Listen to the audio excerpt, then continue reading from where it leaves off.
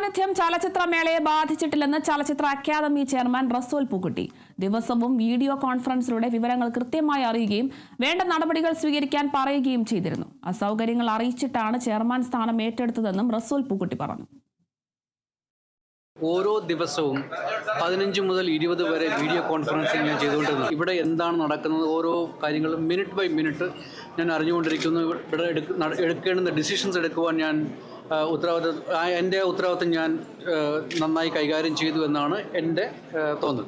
ഞാനിവിടെ ഈ സമയത്ത് ഞാൻ ഉണ്ടാകില്ല എന്ന് വളരെ കൃത്യമായി ഗവൺമെൻറ് ഞാൻ അറിയിച്ചിട്ടാണ് ഞാൻ ഈ ചാർജ് എടുത്തത്. കാരണം ഞാനൊരു സിനിമയുടെ വർക്കുമായി ബന്ധപ്പെട്ട് ലണ്ടനിലാണ്. ആ സിനിമയുടെ വർക്കുമായി ബന്ധപ്പെട്ടുള്ള വർക്ക് വിസയും മറ്റുമൊക്കെ എൻ്റെ പേരിലാണ് എടുത്തിരിക്കുന്നത്. അതുകൊണ്ട് എനിക്ക് അവസാന നിമിഷത്തിൽ ഫെസ്റ്റിവലിന് വേണ്ടി എനിക്കതിന് വേണ്ടി മാറാൻ കഴിയില്ല എന്നുള്ള എൻ്റെ അസൗകര്യം ഞാൻ അറിയിച്ചിട്ടും അത് എഗ്രി ചെയ്തിട്ടുമാണ് ഞാൻ ഈ സ്ഥാനം ഏറ്റെടുക്കുന്നത്.